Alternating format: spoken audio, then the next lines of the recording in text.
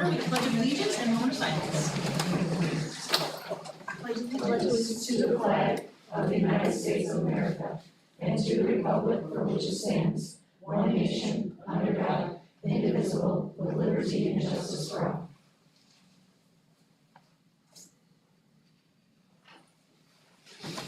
Down to those here. Good evening, everyone. Good evening. I need a motion to adjourn to the next session. I move that we enter executive session for the purposes of discussing the employment history of a particular person or corporation. Second. All in favor? Aye. Thanks, Nash. We'll be right back.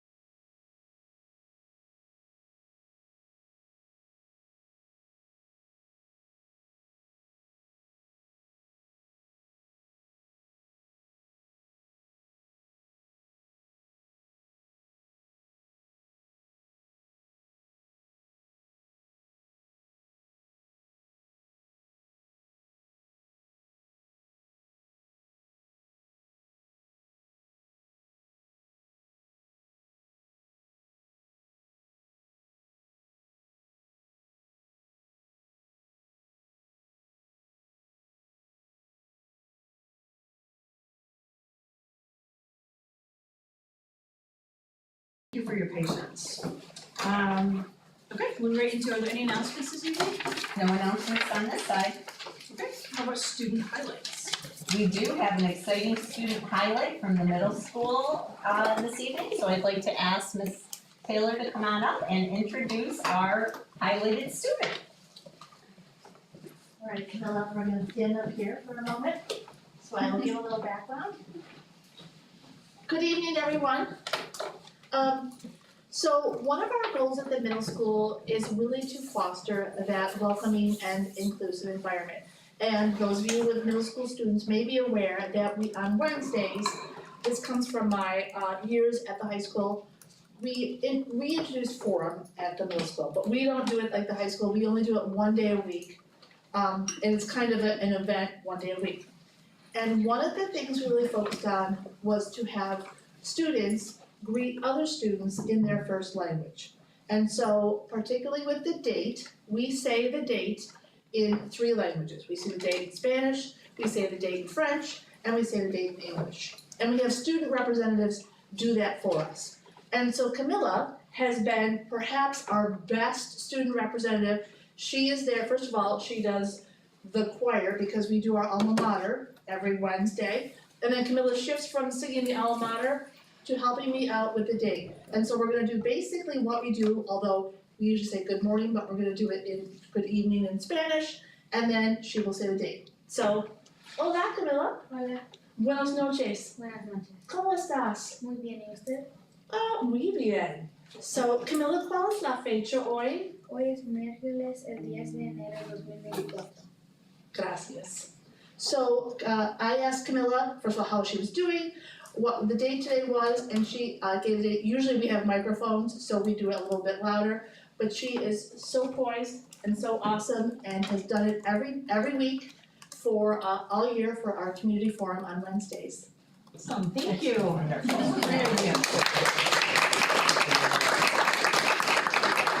Camilla is our student highlight.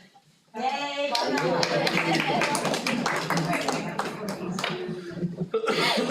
Okay, moving to reports to the board, student representative.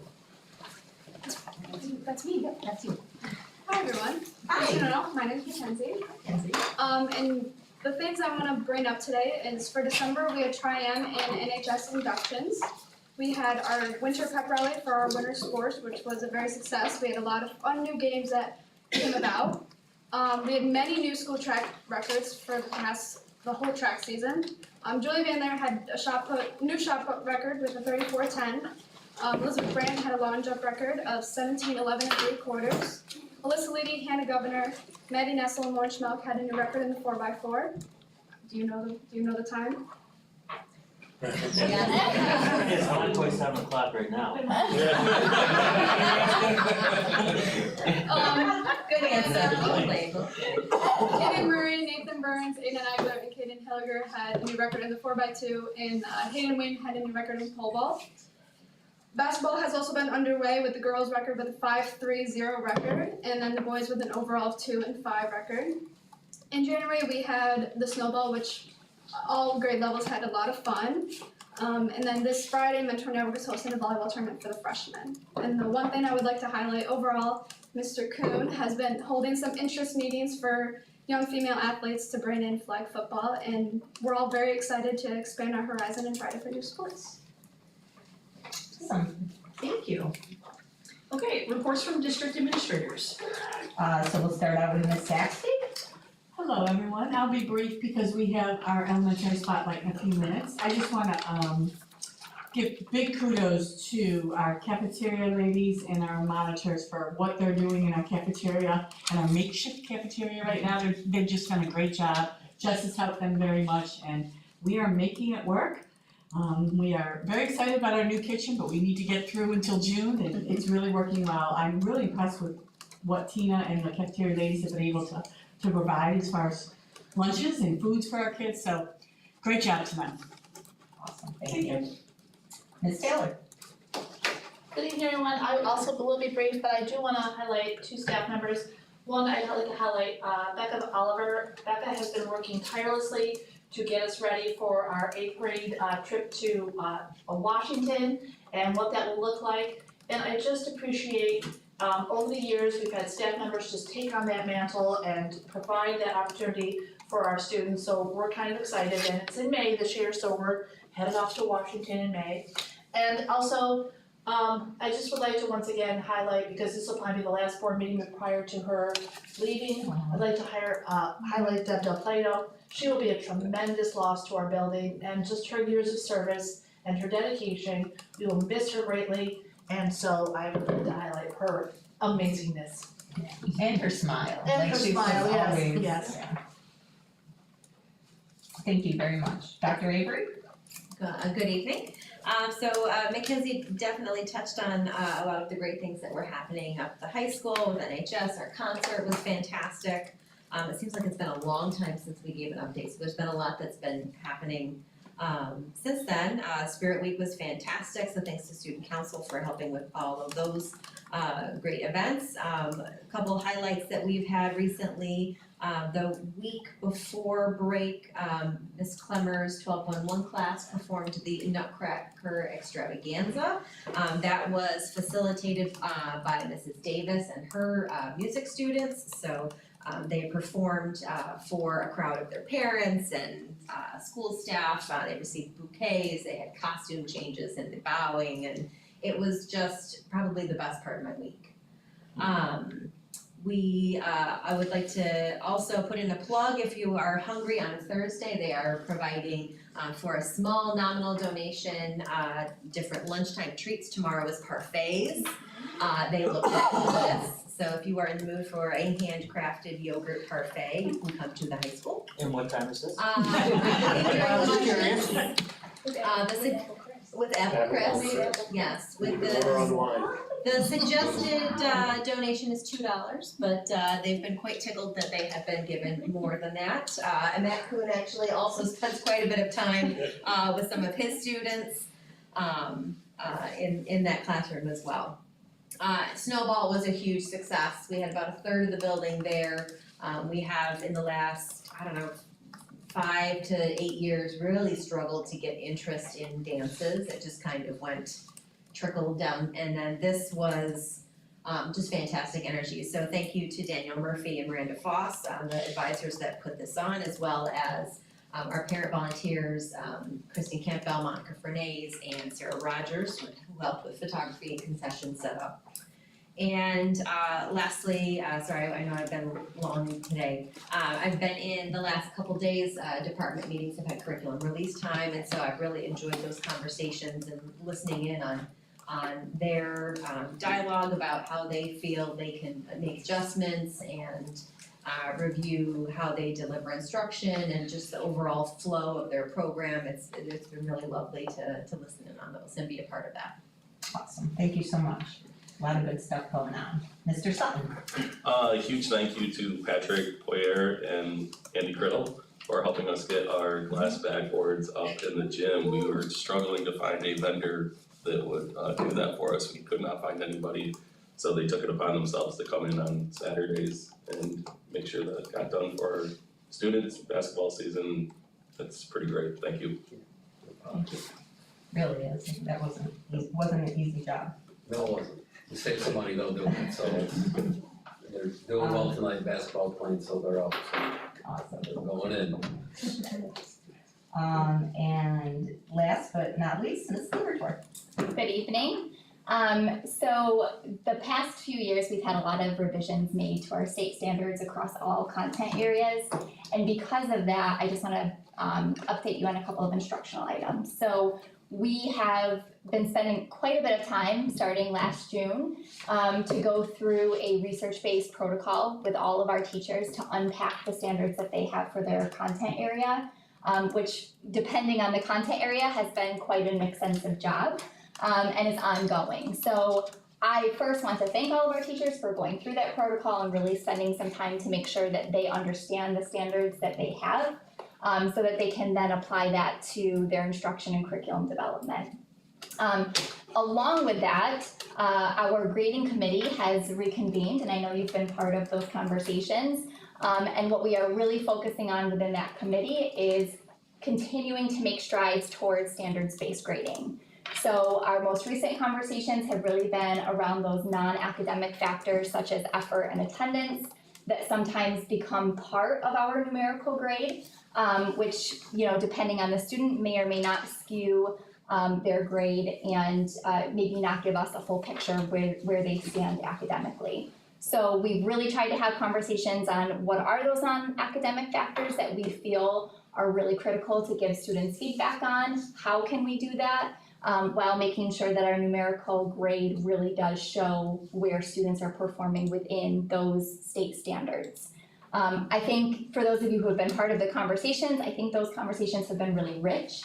And we have some good work ahead of us. I think we have a good vision, but now it's just kind of getting down to figuring out what action steps we really want to take for the remainder of this school year in preparation for next. So long-winded, I know, but I just wanted to make sure you were updated on kind of where our teachers are at and what they're doing on a day-to-day basis and how that aligns to the work in the future.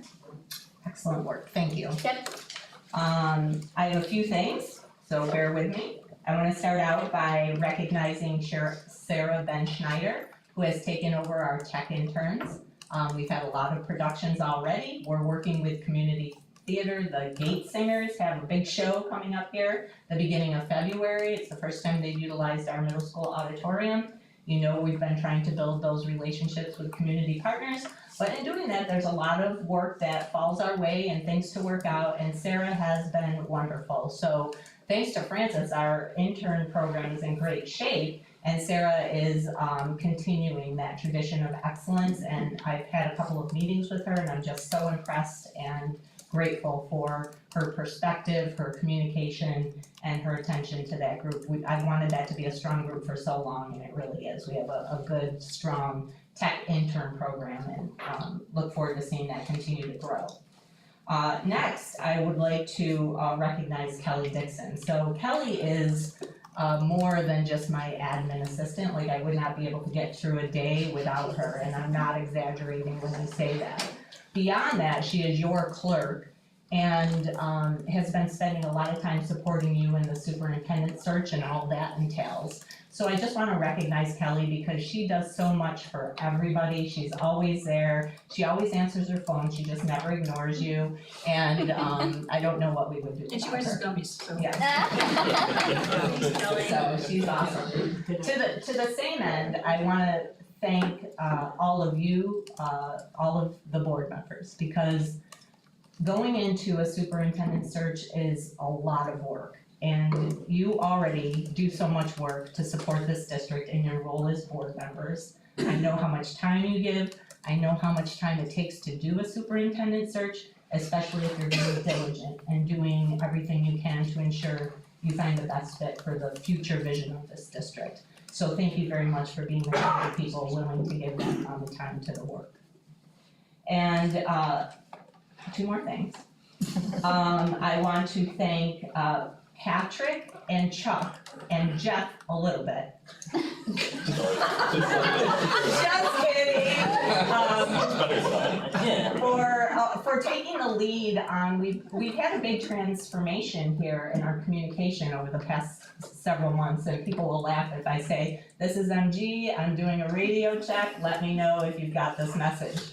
So we used to have building level radios, and when we had an incident earlier this fall, what we realized is we need a very quick, reliable way to get a hold of each other that doesn't rely on the cell phone or having to find a phone somewhere.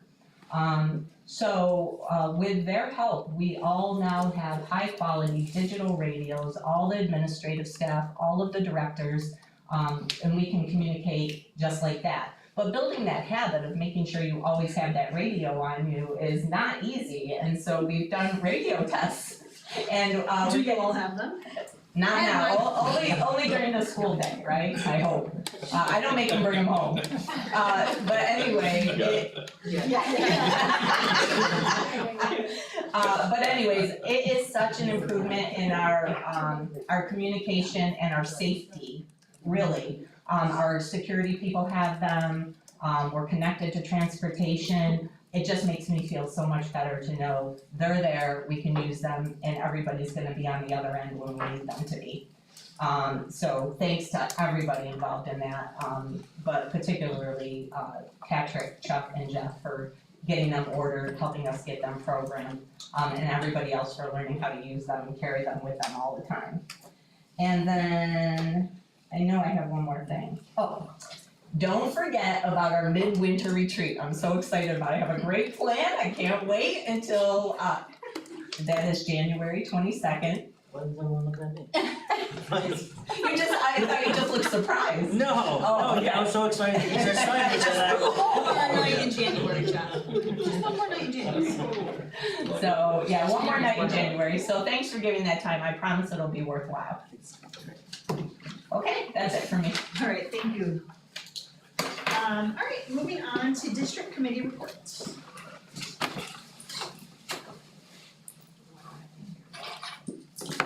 Pardon me. I know, I had to get back logged in, sorry. Turn my computer off. MG's update was so long.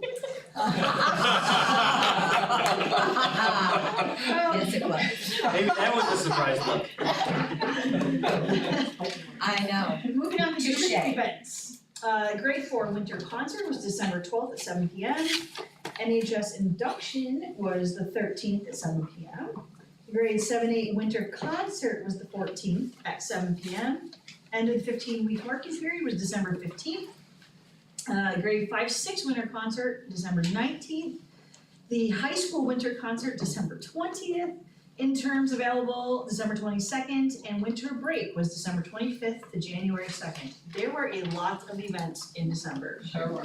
Huge commitment from everybody in that month. Thank you.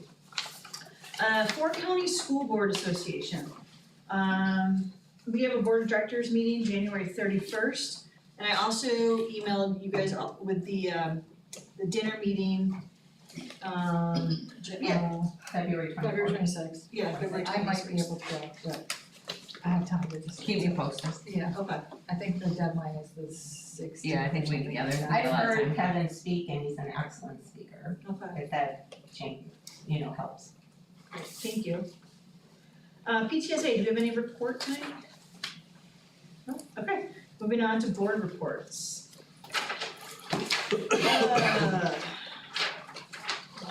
I know I need a motion to approve the CSE case summaries. So moved. All in favor? Opposed? Passes 5-0. I need a motion to approve the November treasurer's report. So moved. Second. Any discussion? Not too much, November's a slow month, after, on the revenue side, after September, October collection of taxes. 420,000 of foundation aid collection. And, really on the appropriation side or expense side, the only significant difference there was, half payment of ERS for 350,000. Okay. Not a lot there. Thank you. All in favor? Aye. Opposed? Passes 5-0. All right, fall sports report. Okay, so we have our athletic director, Andy Criddle, here to present the fall sports report. Hi, everyone. What? Hi. Clicker? Is there a clicker? No, No clicker? there's no, Not working? Gracie is our clicker.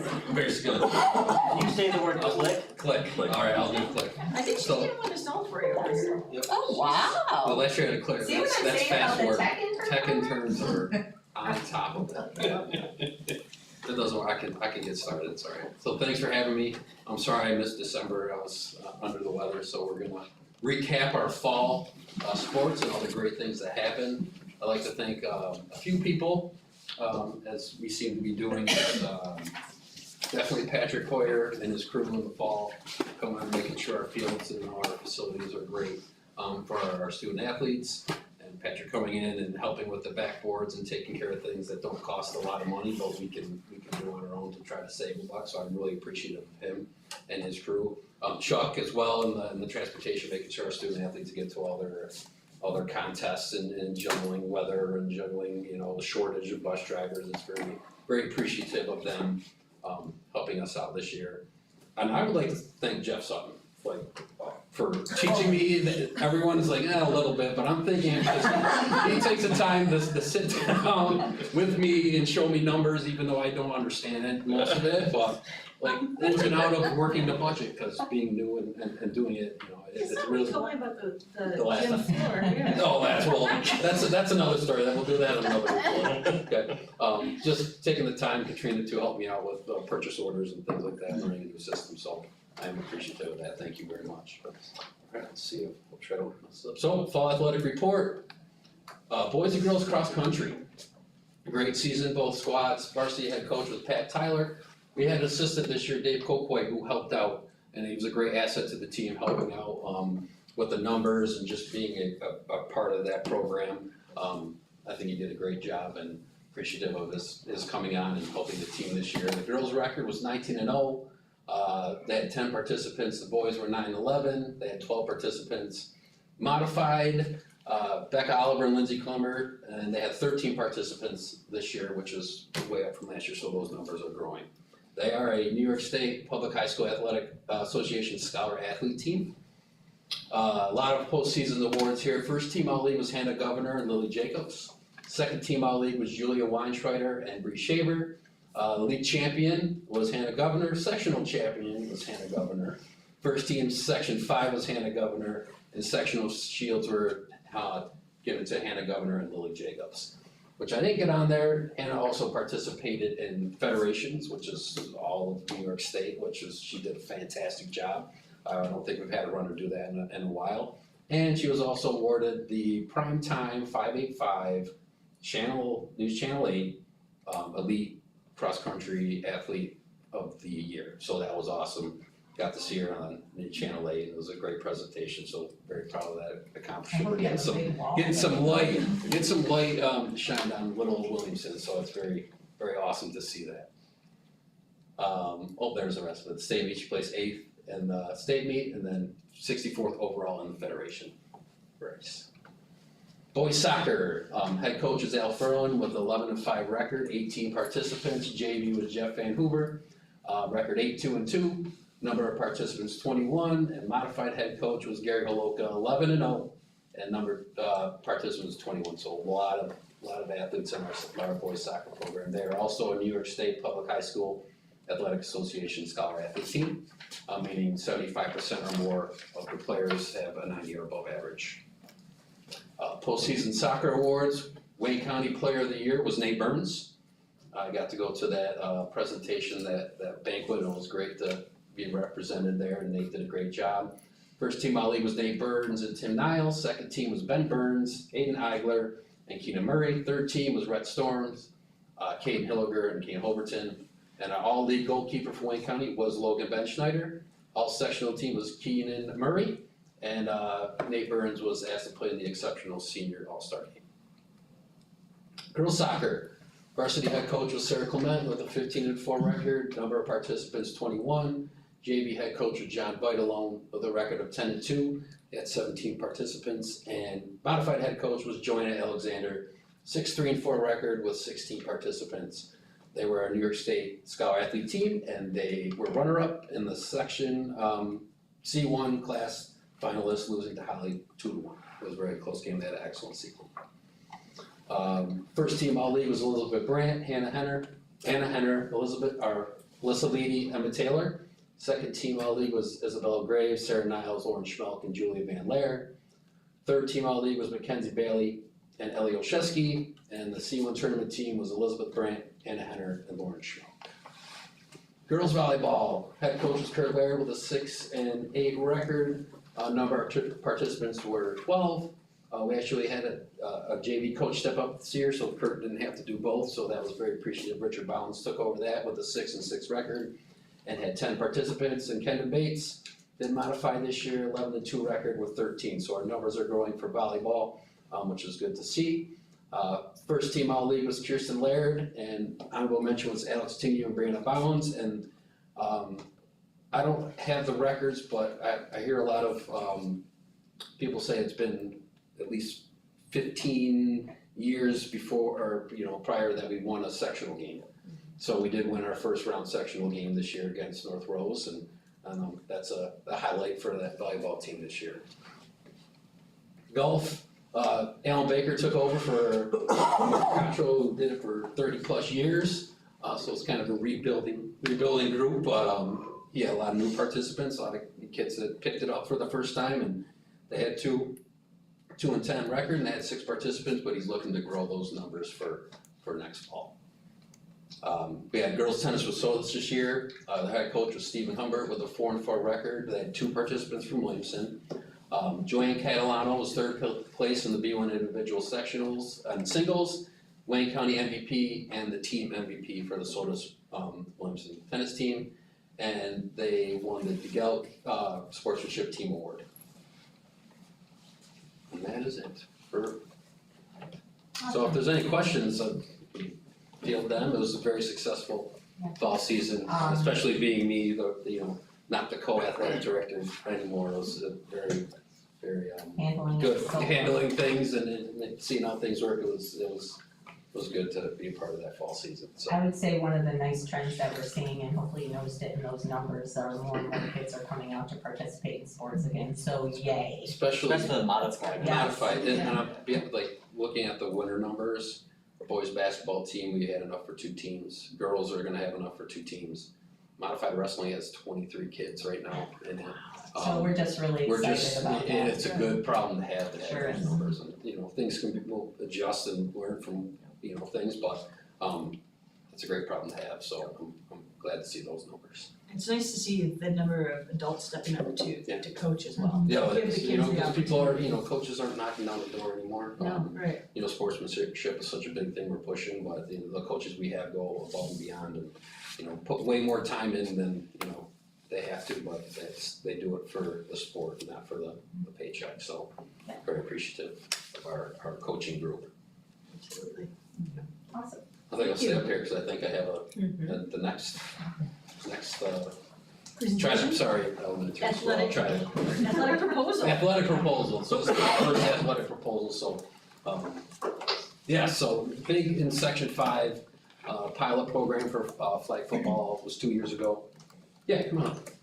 Mr. Kumac Kuhn has been a football coach for a while now, and he's kind of gathered some information and kind of, talked to some of his sources to get information. It's ironic that you wore a wrestling shirt. I do. Well, I apologize, my son is wrestling. right now, so. Yeah, my son is at St. John Fisher Yeah. Wrestling at Utica right Yeah, now. so. I had to run out of there to get back here. So 2 years ago, they had a pilot program for girls flag football in section 5.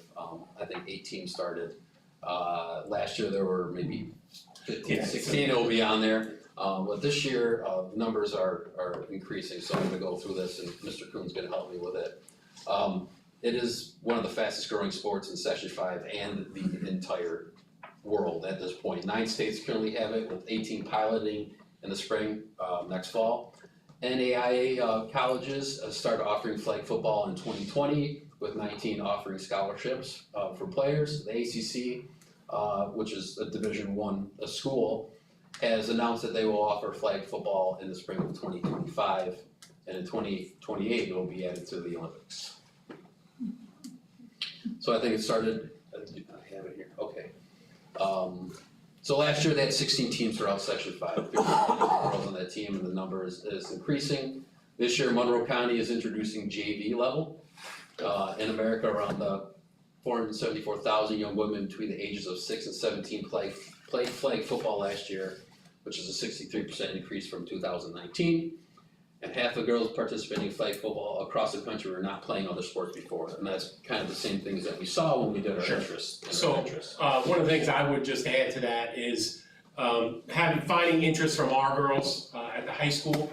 I reached out to a few of the people that I coach football with and against in other districts.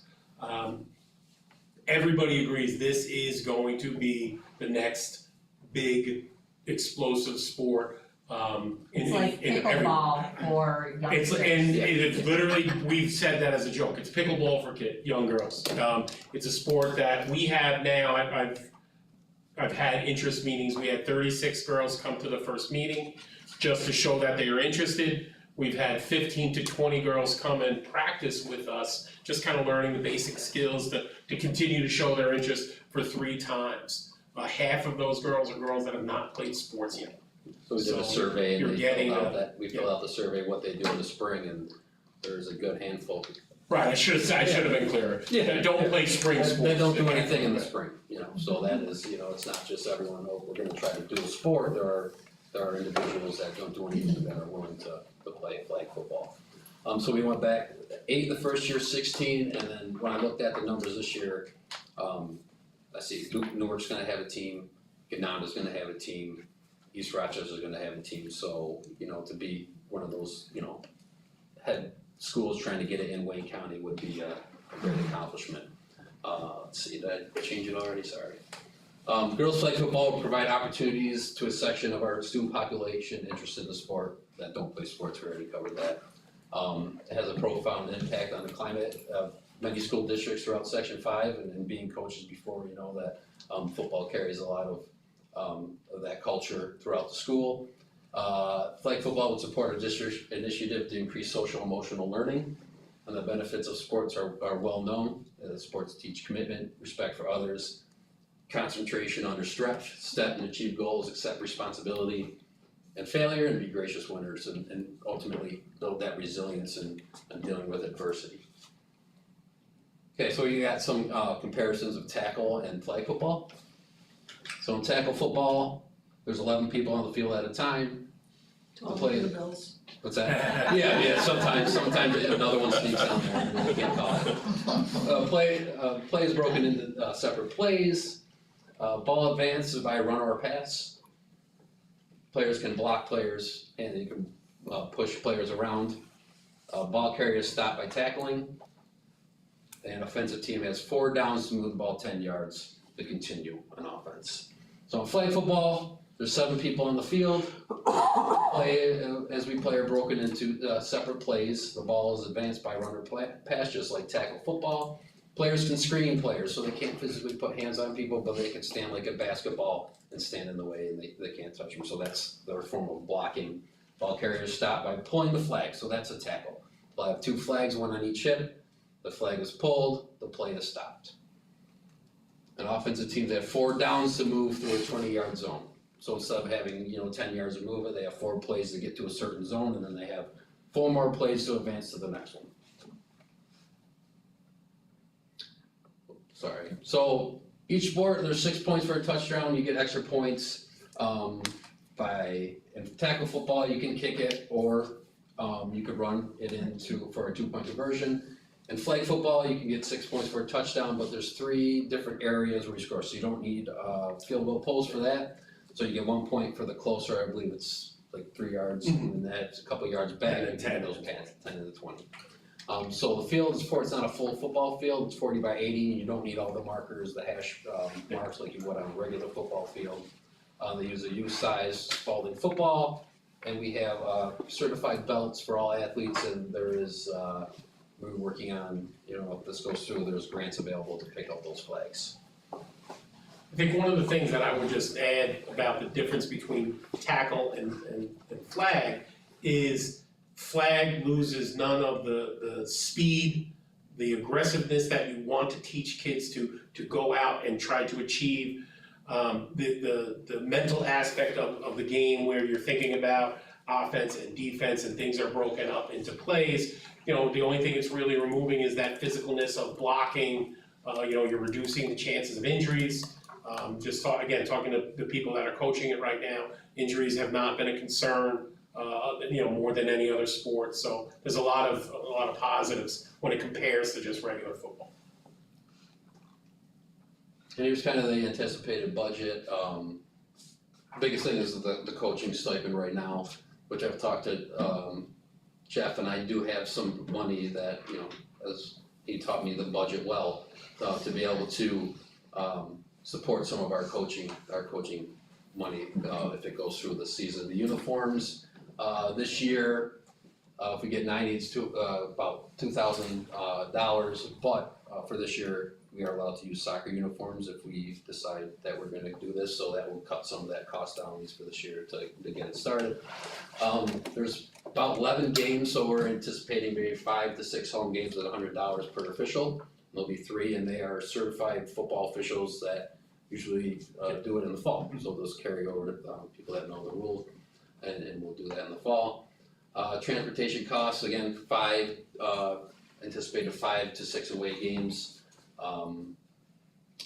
Let's see, the supervision, announcer, 2 supervisors a game, a scorekeeper, an announcer, anywhere between 1,000 and 1,500, depending on how many home games we actually have. The required equipment is the football, which you can see the prices there, we'll probably get 12 around $17.44. $17 wristbands if you need it, we also have contacts that are willing to let us borrow some of that stuff to get it started. Mouth guards, I have some in storage, but kids usually wanna pick their own mouth guard, so it doesn't have the strap, so that you can go to Dick's Sporting Goods, get one for $20, so, or less. And then the official flags, we got the packs, we have that price up there, but there are the grants that we're looking into that will, hopefully can supply those flags for starting us off. So our anticipated cost, without the coaching and transportation, is about $5,300. Anything else to add to that? No, not budget wise, I'm Yeah. going in. And that would be for a team of 25-ish? I would think now, looking at the girls that are interested, Yeah. and possibly with Marion, I think we would be about that, which is a big squad. You're only putting 7 people on a team at once, or on the field at once. It is a big squad, but it will make it work. So some of the considerations we did look into when budgeting is the possible combining with Marion, if they have enough girls that are interested to help us split some of those costs with transportation and officials and some of those things, if they have the numbers to do that. Possible local sponsorships, people reaching to help us get this started. The grants we talked about, there's a Women's Sports Foundation, the Girls Rock grants, the grassroots, and the USA Flag Football is the one where they give you a starter kit with the pylons that you need and some of the flags and some footballs to get you started, so that's one of the grants we'd be looking into. So the anticipated timeline, after tonight, if we decide this is something we wanna pursue, would be now, we'd have to post for coaches. That process, we'd have to do that. February, I'd be working on acquiring the equipment we needed to get this started. We'd have a preseason practice, which starts, March 11th, and the end of the season goes to May 24th. And they do have sectionals this year. Last year it was played at Highmark Stadium. So it was Canasteel Greenwood? Canasteel Greenwood actually won our section. Yes, and played Lancaster in section 6. So there is sectionals for this starting last year, yeah. Next year, according to the minutes, there will be a state State championship. championship. in the So that's the anticipated timeline. This is some pictures from one of the after-school things we were doing, and I attended one of those, and they were having a blast, and being football background too, I was out there teaching them how to run routes and playing defense on them, so it was cool to see, it really was. So thank you for at least listening to me and giving this opportunity to hopefully provide for our student athletes. And I know there's questions about dual sports, and we'll work that out. We've already contacted some of the spring sports, and it's not. How other schools do it. How other schools do it. I met Jen Lipinski, who's the state coordinator through Section 5, and she met with me, and we went over how to approach dual participation. So it would be probably easiest to work with track. Softball games are on the same day, so that kind of throws that in the air. Yeah, so there's things we have to iron out still. But at the same time, it's a practice. You don't need 3 hours to practice this. You could do it an hour and 15, hour and a half, and then go to your next. Talking to our female track coaches, for me, and I said this in both ways, I don't need the girls to come to my practice and work on speed drills if they're at a track practice working that, and vice versa. So it's something that I think both of the coaches would go to. So that's something we would work on with both programs moving forward. I'm trying to think of all the questions. If you honor, what's that? If they have Any questions, go ahead. Yeah, sorry.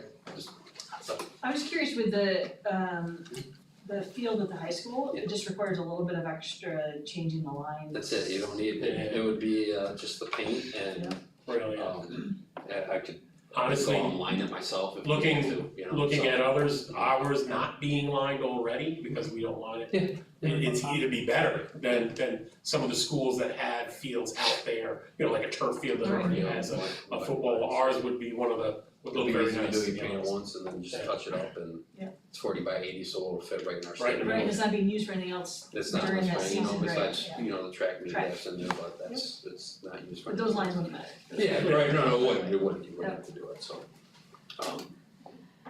Any other questions? I love the idea, whenever we can get girls involved Yeah. in more things like We that. kind of broke it down, there's 2 sports offered in the spring for girls and 3, you know, it'll kind of even it out and especially if it's gonna be big, like it's anticipated, it's something What I that like, like that you had, like you did the homework to find Yeah. out, there's kids that are doing no sport at that time that actually are interested, so we're giving them another giving some kids that opportunity. don't do anything with it. And if we're with Marion, Yeah. has Marion already committed to They are, same process we are? Yeah. Or- yeah, so they're trying to get the interest going, but But we would host, we like we would, would be the home, we would be the home, yeah. So we would not be giving Black Knight like stickers. No, I'm just trying. Would we have, I can decide, would we have all the practices here as opposed to, I know some sports is practices here. So I think I would, that would be- we would host, we might have a game there, or if that goes through, we might host a game there just for them, but it's just a numbers game with them, you know, cause, you know. I would say this, and again, talking to 6 people who are coaches right now, everybody is gonna have a team. Everybody who has a basketball team and a soccer team is gonna have a flag football team in the spring. And you know, maybe this year they're with us, Marion's with us, but next year, the year after, they're gonna have their own, it's gonna just grow and grow.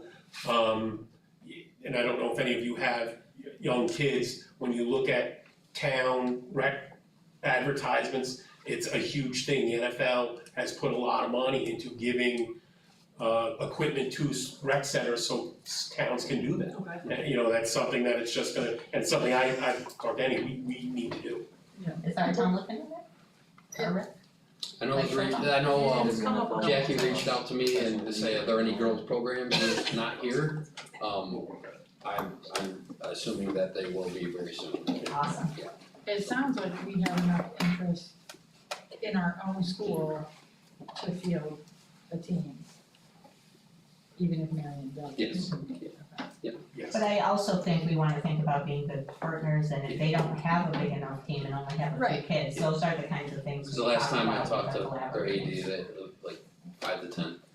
But if they didn't have kids that were interested, We, it's not Right. a, it's not a program dependent on killer them. for No. us, Yep. because We we have would enough anticipate- reps on our. We got like Right. 35 anticipate right now. moving forward with what we have. We had 35 come, 4 of them were softball players, now we don't think that would work out.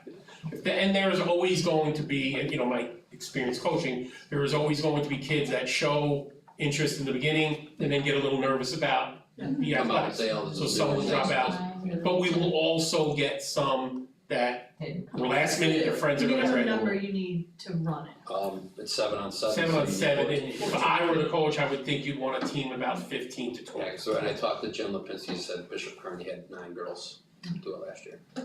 I do not think we would have any trouble No, at all, getting that, so, I guess, you know, we're just asking for them to present this and see if you have any strong reservations about moving forward with exploring this. Is the goal to eventually have both varsity and JV here? Do you think? If we the can numbers get to allow, I that? think we could. I again, looking at what's happening in other parts, not just Monroe County where the enrollment is bigger, but if you look to the west side of the city where enrollment is kind of our size, yes, it's gonna bleed down. Well, Because- and you could look at, you know, even to start with, like 8th grade, coming up to help field the JV team, Yeah. is something So modified that's is. anticipated to have, you know, schools that have modified JV. Yeah.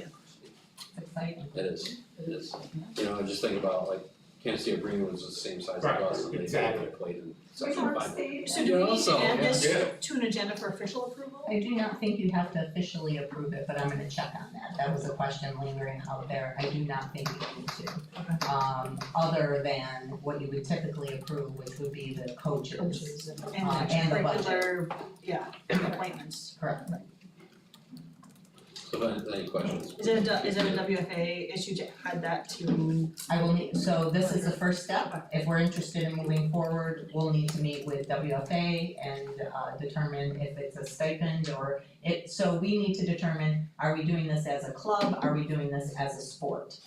If we're doing it as a sport, then it would be added as a coaching stipend. If we're doing it as a club, it would be added as an extracurricular. So we'll figure all of that out as long as we don't have anybody that's opposed. That's great.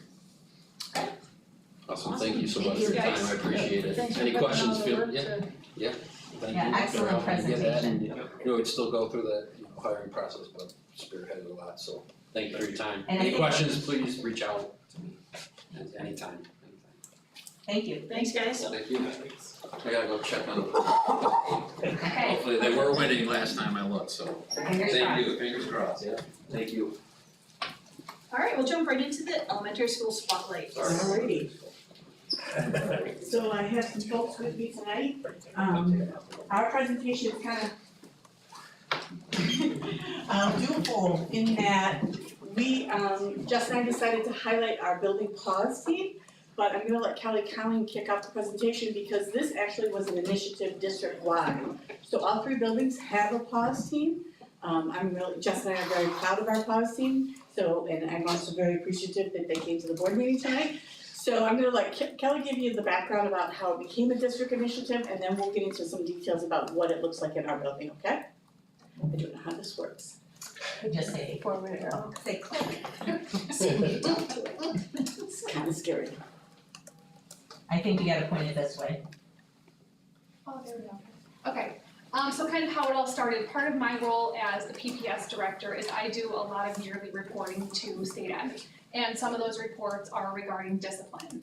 And what I had found out when I was doing the state reporting was that for the years that are on the screen, so from 2020 up through the end of the school year last year, the district had been placed on an at-risk for disproportionality list for our suspension of students with disabilities. So what the suspensions piece, what that means is they consider it removal. So anytime a student with a disability is removed from their program, so whether it's in school or out of school, that counts as sort of points against us. You can go to the next one, Gracie, please. What happened though, when I dug a little deeper, even though we were on that at-risk for disproportionality list for our students with disabilities did not have the highest number of removals. It was, a majority of them were gen ed students, so then I realized that this really wasn't a special ed concern, it was, oh, did I mess it up when I made it, Gracie? There we go. Can you go back one more? What I realized when I was doing this is that this was more of a tier 1 issue, not necessarily a special ed issue. So that's when I sort of roped Karen in, who is our MTSS data special lady over here. And we started to look at how can we reduce those numbers not only for our classified students, but decrease our behaviors for all of our kids. So one of the goals that I had in talking to some other districts is that we really wanted to develop a proactive approach to behavior, not just here's your consequence, there's no teach piece, because we saw a lot of the same frequent flyers just repeating over and over and over again. So what that really showed us was that these kids needed some help building those skills so that they didn't continue to repeat those behaviors. And we wanted to support teachers, like teachers were just at their wits' end because you've heard people say behaviors, they're different, they're bigger, they're louder. We wanna make sure that our teachers are supported also. And really the ultimate goal is to keep all students in the classroom and in their educational program because that's the real reason that they're here every day. So what happened with, and Karen was definitely a big part of this creation, is we created the PAUSE team. So this is district-wide. PAUSE stands for Positive Actions with Support, and it's a proactive approach to behavior. So elementary, middle, and high school, the teams look very different, but each team or each building has a team, and these lovely people back here. So they all either have behavior experience, a mental health background, or they have really demonstrated to be super effective in crisis situations, for lack of a better word. And Karen and I have been holding monthly meetings and we continue to look at data trends and then just really brainstorm ways to proactively address behavior. So, Karen and Kelly helped us form our team, go ahead, Gracie. And our team consists of TJ Saxby, who's a teacher assistant in the building, Elena Tripp, who's our school psychologist, and Rhonda Tucciarella, who's also a teacher assistant and our mindful coach, and then Jess and myself. Selfishly, I think I can speak for Jess and I that the PAWS team has dramatically changed our lives this year.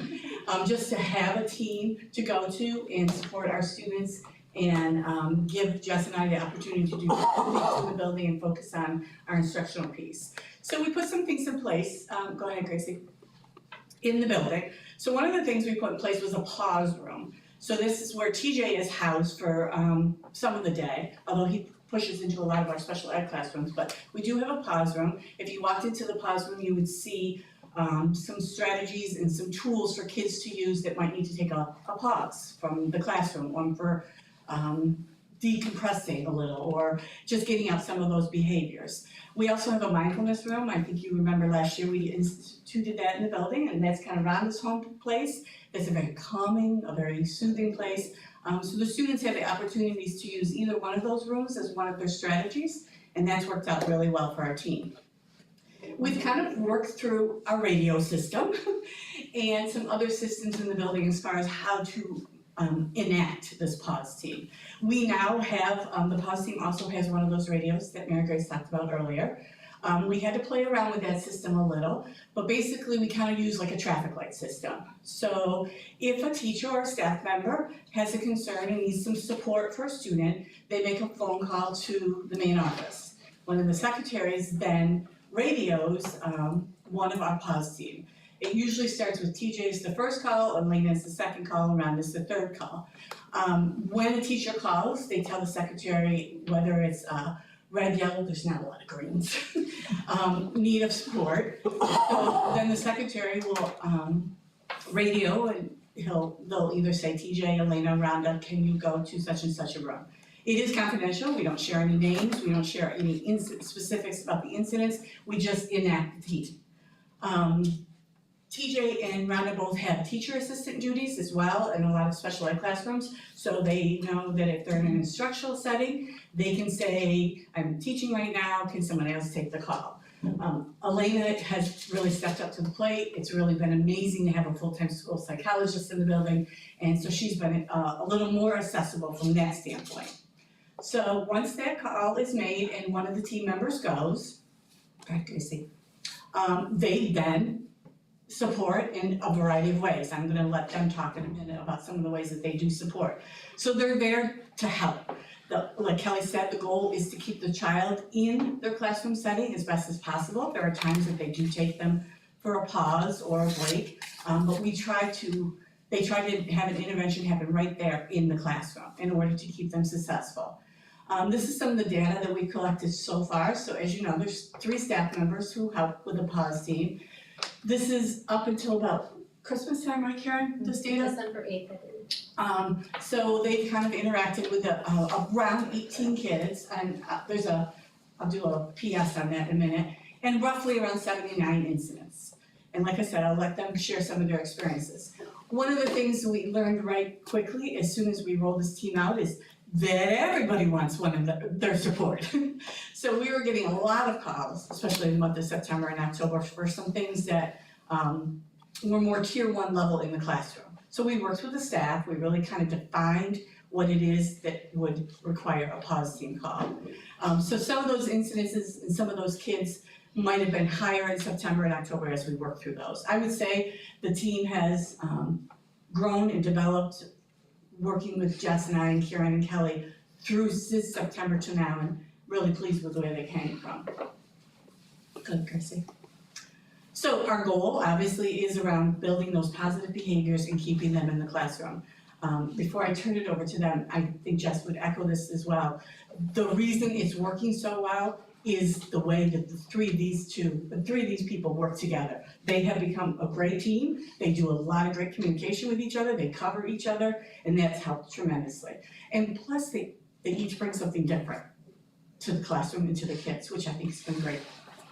All right, So I think TJ's gonna, go ahead Gracie, I think TJ's gonna kick us off. So some of the strategies that we've used, I think it's kind of apt that relationships is up at the top, like that's kind of what it's all about in terms of de-escalating the kid, but also just in general, establishing connections with students, you know, I'll get off that soapbox, but everybody, like, I've had the opportunity to work with a lot of students in special education, but also in general education over the past few years, and I formed relationships with the students that I have outside of them in crisis, and that's very useful to utilize in crisis. So I would say primarily that's like kind of the undercurrent of all interactions I have. But use that relationship would be, you know, that number one TCF as thing. And then our strategy. Another one we all use different things in a combination of each of these, but the other one that came into my mind was proximity, just being close, and especially when we're trying to retain that student in their current environment, which was a big part of the goals, sitting right next to the student, you know, kind of monitoring, you know, having like that sort of, I don't wanna sound too far out, but like that vibe of what's going on in the classroom. You have those relationships, you have those connections, utilizing them and then managing, you know, being on your feet and knowing what's going on, feeling it out.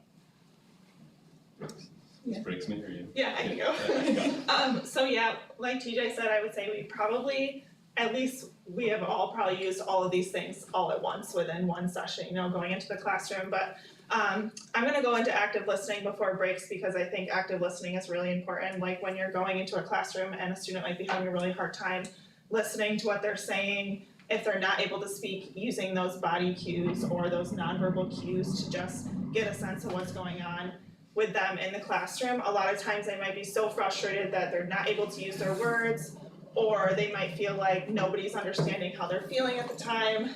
And so you really wanna make sure that you're letting them know that you're just there to help and you care about them and you care about their feelings and you're able to reiterate how they're feeling in that instance if they're not able to do it themselves. So I think that's really important. And then breaks are used when we get to that point maybe where we're having a hard time expressing our feelings and maybe the adult is having a hard time understanding what's going on. And sometimes that break is a nice kind of solution to maybe getting out of the classroom or going to a different part of the classroom, even if we want to stay in the classroom. We do know that sometimes those behaviors can become so big that they might be a disruption to other students in the class, or it might get to a safety concern, so we want to make sure that everybody in the class is safe.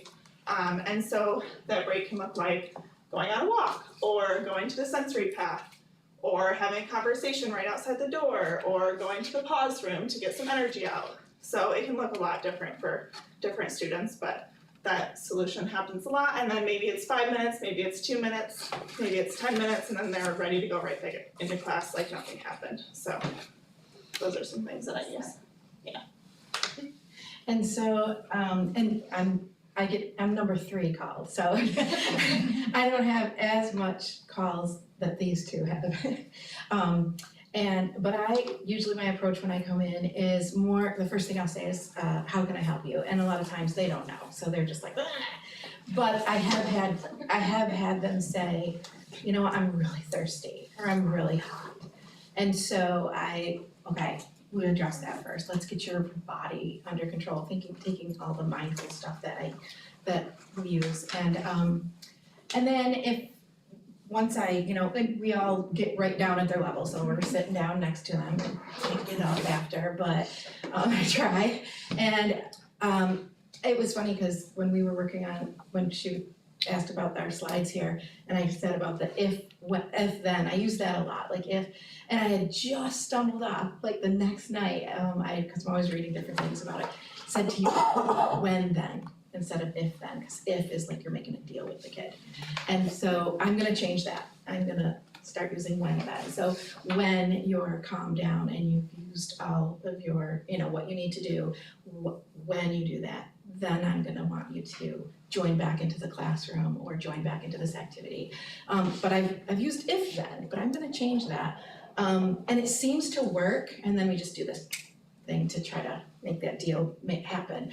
And I feel like all of us check in at a different time we, like the next day, I might be like, okay, I'm gonna come into your morning meeting tomorrow in the morning and sit with you in your class, and I'm right on the rug, and again, struggling to get off the rug. But I sit down next to them and how's your day going, and we're gonna get through this day today, right? And so those check-ins after that we make happen, I think are a really big part of it too.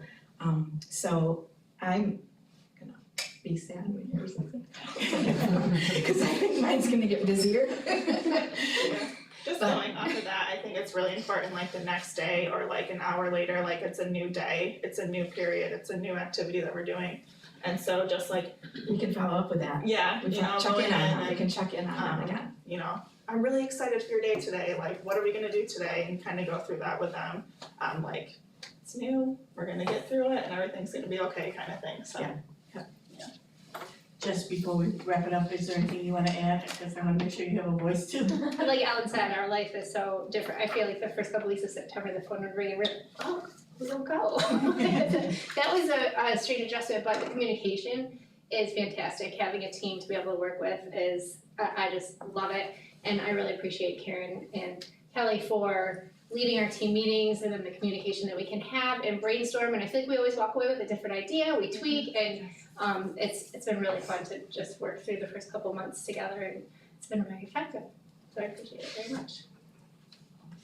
Go ahead, Chrissy.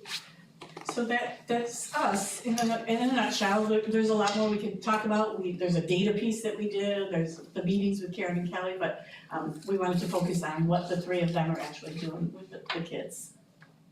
Do you have any questions? Quick question, great presentation, but at the beginning you had mentioned there's a point system, that if you remove students from school, Listen, I did some data, I have some data, because I was like, Jeff's gonna ask this question. I'm just curious, I'm just curious. So I can speak for students with disabilities, so anytime a student with And if there's some, if you can't has tell me, just let me a know. removal, no, I can, because any removal from their program, so whether it's a half day of in-school suspension, it counts as a full day for what we have to report to the state. So any in-school suspension or out-of-school suspension, you tally it up and you basically have to report it to the state every single year. And based on our numbers and our percentage of kids who are classified, they give you a ratio. And that's what's put us on that at-risk for disproportionality. Did that answer your question? But I can say so far, looking at September 1st through today, so January 10th, last year compared to this year, at the elementary school, there have been 2 incidents of in-school suspensions last year and this year, 12 out of school last year, 6 this year. So there's a 50% reduction in the removals so far, which is huge. And district-wide, I sent these guys, I'm pointing to these guys today, numbers, and it's about a 50% reduction in removals for all students. We're seeing wonderful results. And even because of the pause team in every building. Part of it, we've done a whole kind of discipline reset. So I think we're seeing really great results from that. When you asked about the data, I think it's really important that all of you know that part of what we do, every single one of us, is report so many things to the state. And they keep track of all of that. Now, one of the things that's true is when you have smaller numbers, the percentages are bigger. So sometimes we will find ourselves on lists because we have a very small population. If you have 5 kids and one of them gets out of school suspended too much, that's a 20%, right? Yes. A 20%, right? So 2,000 population school, they have 5 kids. Yeah. it's not. Yep. So we wanna keep all of that in mind, but there was absolutely no doubt that number one, we knew we wanted to improve that number, but number two, we could feel it as a system. Our teachers, our administrators, we all felt we were just spinning our wheels and spending so much time on discipline. So I just wanna commend, it took everybody that you see to make this happen, and we're seeing such great results because we have our data people and they're pulling all of that stuff together and putting together the framework. And then the buildings have to take that and make it work for their specific kids and their specific buildings. Find the right people, huge, right? Who are the right people for this? So we're just very proud of this work. No, I love seeing what can we do to make sure that no one is ever out of school. Not only that, Jeff, but I think the biggest thing for me from last year to this year is we are living in a state of being proactive and not reactive. Everything was just, There was so much last year, and without a support team, Jess and I were just constantly reacting and pulling Kelly in and just never catching our breath to actually process with the kids and talk more about why these things are happening. So they are able to do that now. So if there is a time where an incident accelerates to an administrator for some kind of discipline, there's already steps that have happened and in place. And it's not just going quickly to Jess or I for that consequence. And I've seen a huge difference I love in the feeling in the building. The tone in the building. Excellent. Thank you guys. Thank you. Thank you. Thank you very much, but you do have to come to work tomorrow.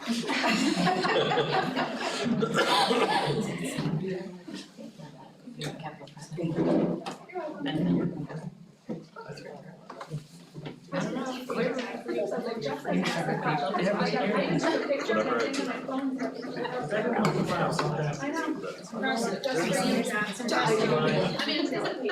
You get bonus points, so it's nice.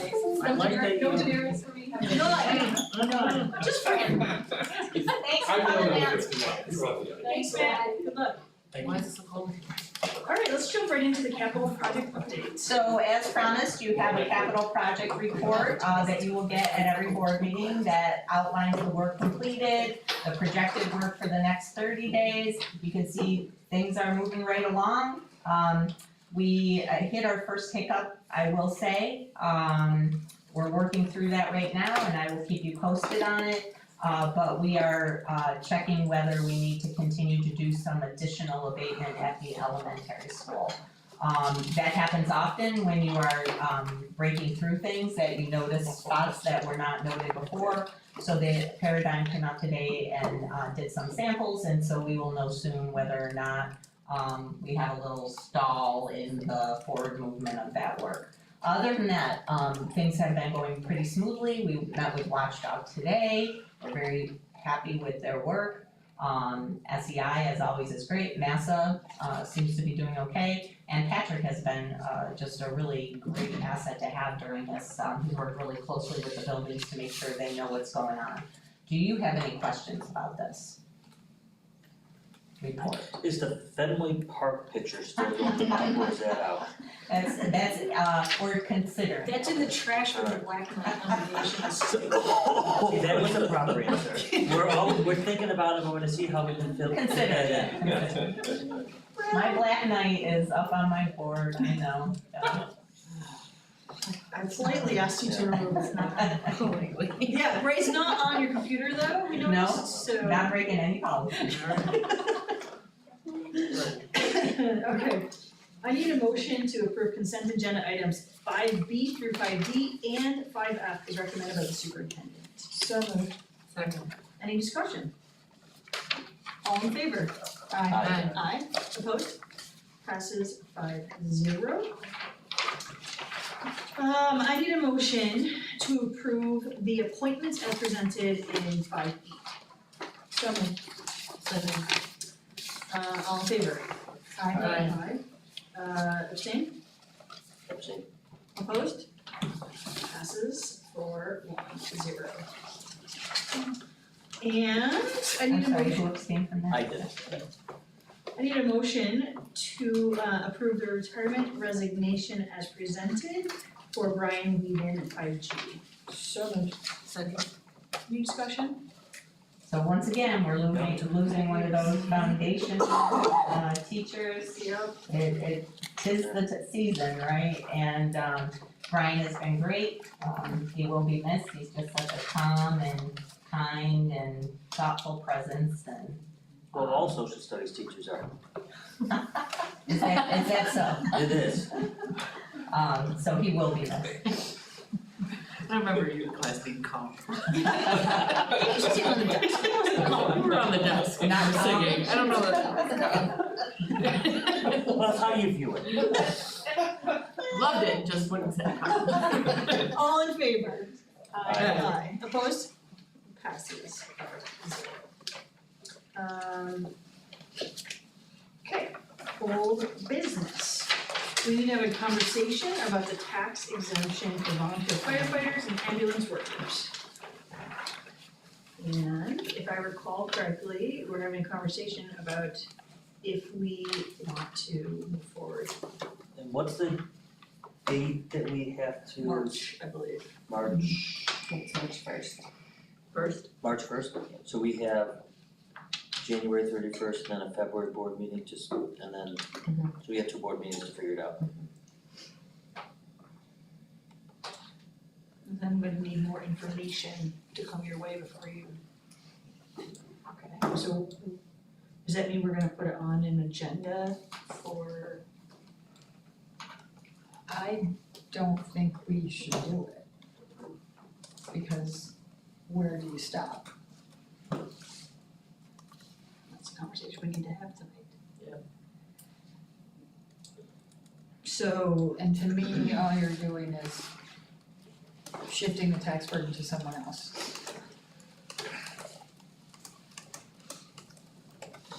Have we, I'm sure we have we asked what other school districts around us are doing? I have. We did, but do we know the answer on that? Yeah, I think the only this other district I know of that was considering it was Wayne. And I don't know that they've approved it yet, I'm not sure where they are. They were in kind of the same place as you. I'm just curious. so we would And be the that was- first, if we approved it, we'd be the first district to approve it. If they have it. And if Which I I don't remember know. correctly, that's up to 10%, right? Was it up to 10%? I didn't review And you the could go from like 1% all the way to documentation 10% maybe? That sounds like- Yeah, we were able to define the amount. We could, we could make a specific amount. But what we couldn't define was who's eligible and how that eligibility program works and Right. who reviews that. Right. And how often, Yes. and It felt like it was very different based sounds like it varied from one department Each to district, the and other. there's 3 There different wasn't a districts. lot of, I would say, oversight or Right. documentation or it kind of was like, yeah, we're good. I do have some data that I collected in July from the area, if I can, if you want me to share. Absolutely. Seneca Falls, no, Wayne voted it down last year, so this was July 23. Ovid, which is South Seneca, they passed the resolution in July. Geneva, no, Victor, no, Pena, no, Canandaigua, no, Honeyway, no. And so does knew nothing about it, Bloomfield, no, Lyons, no, Naples, no. And is this a new year to year? Like will it be brought back up every year, only at the town? It could be, but you set your agenda, so you only need to consider it as a The law part says of we your have to agenda. consider it by March 1st. Pardon? The law says we have to consider it by March 1st. Of each year, Oh, if each you year. want to Okay. do it. I see the benefit of it for firefighters and getting more firefighters and supporting them. But the system set up to say who is a firefighter and how long, that's the sticking point for me. And because that's not in place, it's hard to say, let's tackle something like this. So, And it's not even that it's consistent from one to the other. right, that's what I'm saying, Like even if it's they all have a different for system, everyone. it's very inconsistent is what it sounded like. This is their first iteration of it, so I would imagine that they would work those things out. Tweak something in the future. And the town already approved it, if I recall. The town, yes, yes. And there's, Of all of the towns, do we know I that do data? not Okay. I don't know that, but I know our town approved it. but there are certain things like the town has, if you're a combat veteran, they'll give you a break, but the school district doesn't. So there's There's a separation. There's precedent for Separation. that already, yeah. Well, I think Angela's point about like where do you stop? So I have long harped on, I don't know why we're not giving tax exemptions to teachers who live in our district to get more teachers to move here and to stay here.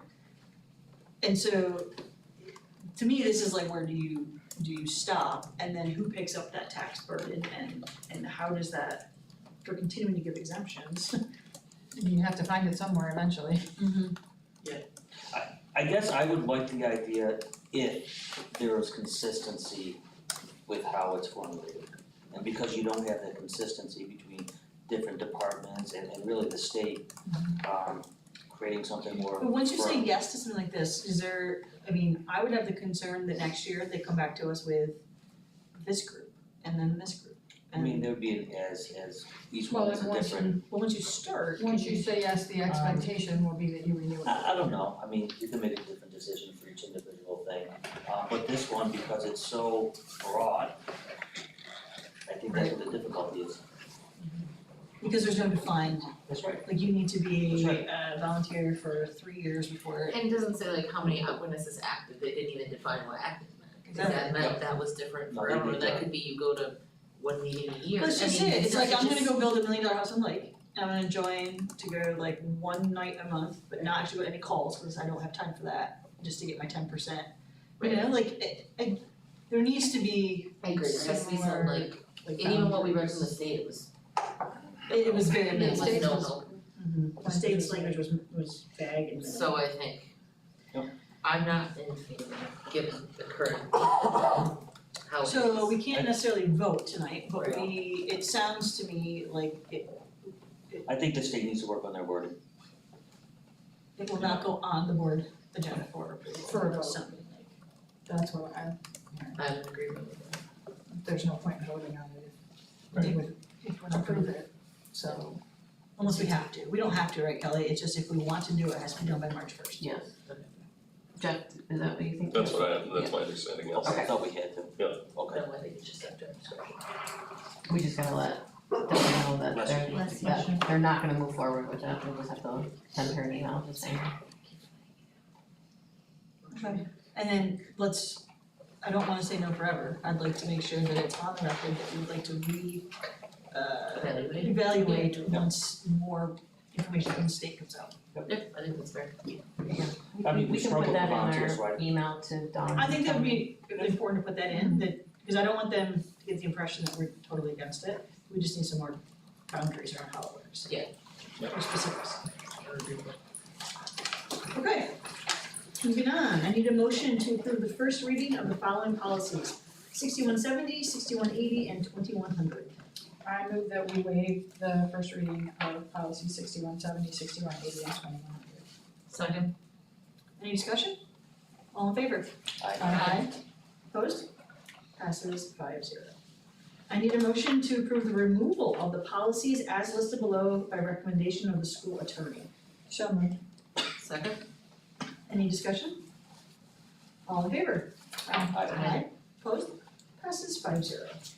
Moving into new business. A motion to approve Williamson CSD extra classroom activity funds audit for the year ended June 30th as prepared by Mendel, Metzger, and Barr. So moved. Second. Any discussion? Not much here, generally speaking, there was a $10,000 year-over-year increase in funds, so that's good. Some additional fundraising, so. Thank you. All in favor? Aye. Aye. Opposed? Passes 5-0. I need a motion to approve the 2022-2023 ECA audit corrective action plan. So moved. Second. Any discussion here? Yeah, there were 3 notes from that audit requiring a corrective action plan. One instance was a profit and loss that was not prepared. Another instance was a profit and loss that was not signed. These are small things that they happen to find during audits, so nothing significant, but things that do require corrective action. And that corrective action is just making sure that we're communicating that these things do have to be completed and by faculty advisors and treasurers, so. They talked about some inactive clubs as well as a recommendation. Do we have a policy or, I don't know, something to deal with inactive? But it is, there's no policy that I'm aware of. It is something that we have talked about, we are gonna visit. There's even one that I know that we have to determine what we're gonna do with the funds that are left from class of 21. And in which there is a policy on how to take care of that. But as far as the review process, some policy and some of these things we've just left open hopes that maybe somebody will take them and run with them and there are some that don't have a lot of funds. So we can review that though and determine where to send the money. All in favor? Aye. Aye, opposed? Passes 5-0. I need a motion to approve the Williamson CSD single audit report for the year ended June 30th, 2023, as prepared by Mendel Metzger and Butter. So moved. Second. Any discussion here? Single audit is just a audit of our federal funding. There were no comments from the auditors on this, no findings. Love that news. All in favor? Aye. Opposed? Passes 5-0. Need a motion to award the bid for the 2023-2024 capital outlay project to Corporate Flooring Innovations. So moved. Second. Discussion here? This is just our outlay of the library, high school library flooring. It's gonna look great when it's done, it'll be done by the end of the year. Great. Is the library open? So we have to work out a timeline, once we award this contract, we'll work with that the SEI and the vendor to make sure that the timeline works. They're hopeful they can do it over break. That'd be fantastic. Alright. All in favor? Aye. Opposed? Passes 5-0. Is it you, Carl? I need a motion to approve the mileage reimbursement rate of 67 cents per mile for the remainder of the school year. So moved. Second. Discussion. This is just to bring us in line with the federal rate change. All in favor? Aye. Opposed? Passes 5-0. I need a motion to approve Mary Grace Mazzullo as the workplace violence coordinator for the remainder of the 2023-2024 school year. So moved. Second. And a little yay here. Can I just say that this is probably the worst name for something. Yes. I coordinate the workplace Yeah. violence. I'm in charge of the violence here. I can keep it on track. Make sure it's happening now often. Just to bring you up to date, because you will need to be involved in this moving forward, you approved a policy earlier. There's a lot more that goes into this. In 2008, the Workplace Violence Act was passed, schools were exempt. Just a few months ago, they decided schools weren't exempt anymore, and so now we have to do so much to be in line with the regulation. So enacting the policy is the first step. We have to have an audit of violent incidents, we have to have a form, we have to have a stakeholder group that reviews it every year and makes recommendations. What I would say is luckily, we don't have many violent incidents, and I think this was put in place for not us, but we still have to check all the boxes, so. Okay. Fun times. All in favor? Aye. Opposed? Passes 5-0. I need a motion to approve the request for new books for 9th grade English. So moved. Second. Any discussion? The night one seems very heavy, but I think it's a good discussion to have. You did. We did? Okay. Was Gemini? We might have some books, we'll have to look. I know I read in high school. All in favor? Aye. Aye. Opposed? Passes 5-0. I need a motion to approve the 2024-2025 high school course offering from the mind of Stephen King. Ooh. So moved. Second. Any discussion? Sounds interesting. All in favor? Aye. Aye. Opposed? Passes 5-0. Cannot wait to hear more about this. I need a motion to approve the 2024-2025 high school course offering creative writing. So moved. Second. Any discussion? We used to have this. That's interesting, That's we must have been a removed long it. time. All in favor? Aye. Aye. Opposed? Passes 5-0. Okay, on to some budget transfers. Jeff, anything we need to know here? No, the most significant one was a transfer for, we had our, town, taxes, and we don't pay town tax, but we do pay for sewer, and that was much higher than, there was an increase on that for our capital project that town was doing, so that was the most significant transfer here. Okay. And that was only, it was under 5, it was 2,600 or something like that. Alright, thank you. Next, we need to discuss our dates for the summer workshops already, holy cow. Can you believe it? So we have a calendar of proposed dates. And it looks like the two kind of front runners there are the 8th and 9th, they're the 15th and 16th of July. I need to grab my calendar as well, but does anybody have any glaring conflicts? The 16th is my daughter's birthday. Don't Not Nothing that that, you don't wanna spend that My other daughter. Celebrate that one. I'd rather not spend it here. Like Valentine's Day. All the important holidays It's my together. So you would prefer the 8th and 9th? Yeah. Does anybody have an issue with the 8th and 9th? Not at this point, No, not right now. Neither do I, how about you? I have no idea yet. I say put down whatever you guys want to put down and And I would just say these are tentative, you're gonna have new leadership and you'll wanna work with them to make sure the dates work, so.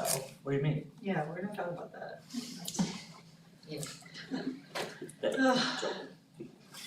Also, the proposal of those two tentative board meetings, the 31st or the 7th, if there's a preference for when we build the calendar after we approve the school calendar for next year. So if we do the 7th, there's 2 meetings in August, typically we only have 1. But in July, we have the reorg, then 2 days, and it could be a whole nother.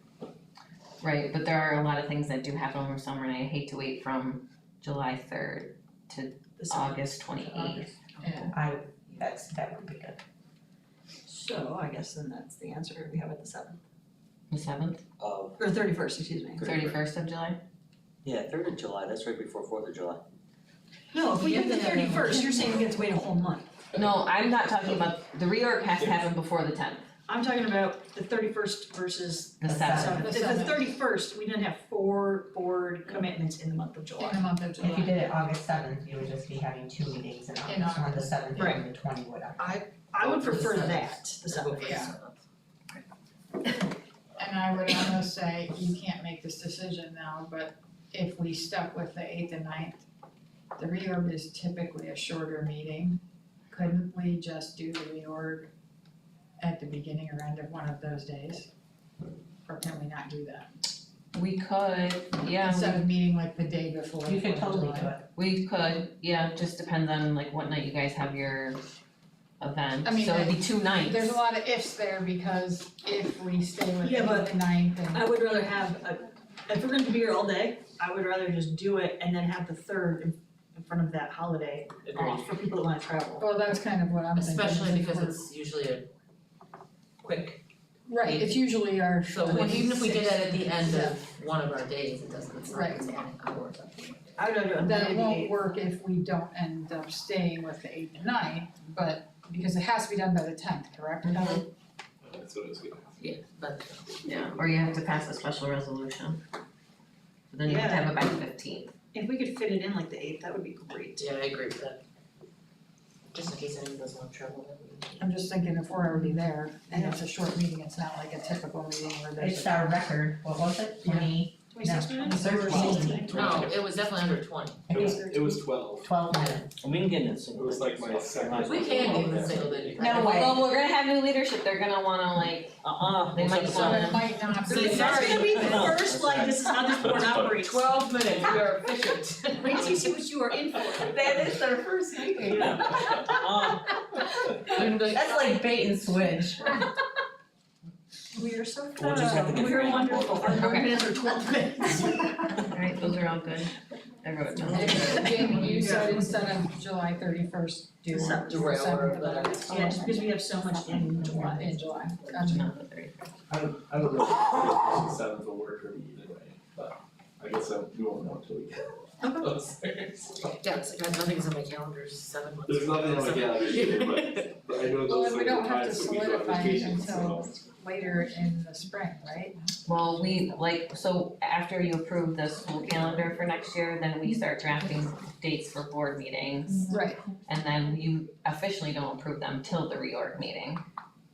I guess that is true, but we usually have them Yes, pretty set in in the stone. spring, don't we? Yeah, Okay. yeah, we usually discuss it at least twice before the reorg. There's only a couple of instances where you have a choice at all, right? Yeah. Pretty much they're just laid out Yeah. as they're laid out and you have timelines you have to meet for certain things. Okay, Sounds good. alright, under our meetings, upcoming district committee meetings, building and grounds, January 17th, 3:30. Health and wellness, January 24th, 7 AM. And policy committee, January 31st at 5:30. That's gotta be on our calendar, right, Kelly? It is, yeah, looking to see. Yeah. I just got nervous, we have so many nights in January. Can I go backwards for 1 second? Kelly, can you at least put like a tentative 8th and 9th on our calendars? Just to hold the dates? Yep. I understand it could change, but then if it's there, we're less likely to Overbook. put something else in there. Sure, absolutely. Thank you. I just scrolled through the next like 3 or 4 weeks and there's a Oh, lot of yeah, we're done gonna to spend a it. lot of time together. There's a lot of red on my calendar. It's I knew there bonding. was. Bonding. It's bonding. I thought that was Tetris. So much. That's my calendar. I wish it was Tetris.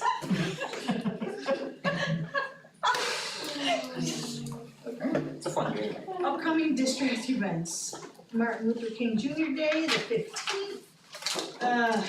Midterms and Regents exams, the 23rd to 26th. End of the 20-week working period, January 26th. Vocal All County is the 26th and 27th at our high school. And the start of the second semester is January 29th. In closing, does anybody have any Board of Ed highlights? I know the concerts seem like so far ago, They do. but we haven't met since then. The concerts this year were really well done. I enjoyed all of them. I was at all of them, but I enjoyed all of them. And I do wanna thank our tech interns. They put in a lot of hours in December. And Sarah has done all the scheduling with that really, really well. And it's a big help.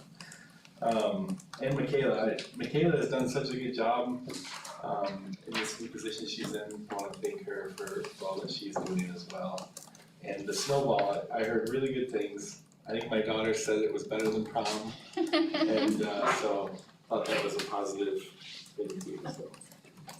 Awesome. Thanks, Francis. I wanted to thank Ellen and the phys ed staff for being willing to work with RAC and move their obstacle course so we could still offer our 3rd and 4th grade basketball. No problem. And for use that gym, so thank you for being flexible. Thank you, everyone. I'm going to just make an assumption there's no public comment tonight, I don't see anybody. It's hiding. Need a motion to adjourn to executive session?